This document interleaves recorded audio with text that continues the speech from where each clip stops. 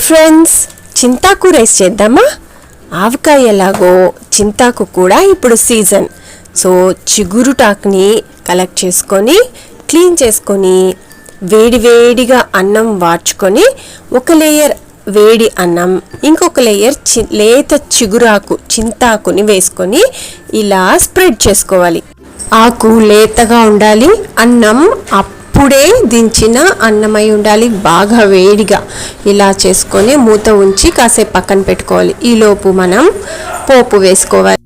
పోపులోకి ఆవాలు, జీలకర్ర, కరివేపాకు, ఉద్దిపప్పు, శనగబేడలు, పచ్చిమిర్చి, ఎండుమిర్చి, కొద్దిగా పసుపు, తగినంత ఉప్పు, ఇంకా మెంతి పొడి, కొద్దిగా ఇంగువ వేసుకొని పోపు పెట్టుకోవాలి.